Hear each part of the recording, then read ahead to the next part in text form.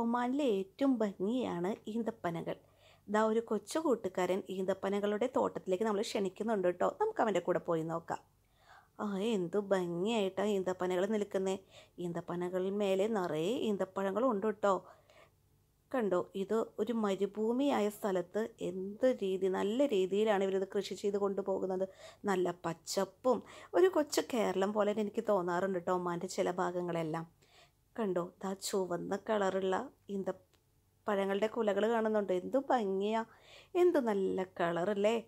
ഇനി ഇതോ മഞ്ഞ കളറുള്ള ഈന്തപ്പഴങ്ങൾ ഇവിടെ കൂടുതൽ എനിക്ക് തോന്നുന്നത് മഞ്ഞ കളറുള്ള ഈന്തപ്പഴങ്ങളാട്ടോ ഈ തോട്ടത്തിലെ.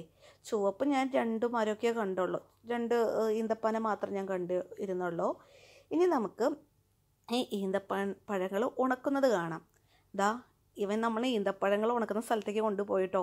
ഇവിടെ കുറച്ച് ജോലിക്കാരൊക്കെ ഉണ്ട്. ഇവർ ഈ ഈന്തപ്പഴങ്ങൾ ഉണക്കി അവരെനിക്ക് തോന്നുന്നത് അവർ നാട്ടിൽ പോകുമ്പോൾ കൊണ്ടുപോവുകയോ അല്ലെങ്കിൽ പിന്നെ ഫ്രണ്ട്സിനൊക്കെ കൊടുക്കാൻ തോന്നുന്നു. അപ്പോൾ എനിക്ക് ശരിക്കും അറിയത്തില്ല, കാരണം ഞാൻ അവിടെ ആരും കണ്ടില്ലായിരുന്നു, ജോലിക്കാരനെ ആരും കണ്ടില്ലായിരുന്നു. അപ്പോൾ ഇത് കണ്ടോ, ഈന്തപ്പനയിൽ നിന്ന് ആ കൊലകൾ വെട്ടിയെടുത്ത് ഒരു ടാർപ്പായ വിരിച്ച് ആ കൊലകൾ അങ്ങനെ വെച്ച് നോക്കുക. ആ കൊലകളിൽ നിന്ന് ആ ഈന്തപ്പഴങ്ങൾ അടർന്ന് വീണ് അങ്ങനെ കിടന്ന് നന്നായി ഉണക്കിയെടുക്കുക ചെയ്യുന്നത് കേട്ടോ അവർ.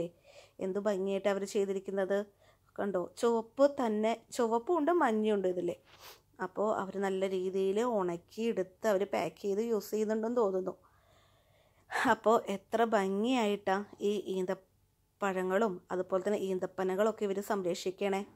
അപ്പോൾ ശരിക്കും പറഞ്ഞാൽ എനിക്കൊരു കൗതുകം തന്നെയായിരുന്നു കേട്ടോ ഇവിടുത്തെ ഈ ഈന്തപ്പനകൾ ഞാൻ കണ്ടപ്പോൾ. അപ്പോൾ നമുക്ക് പിന്നെ കാണാം.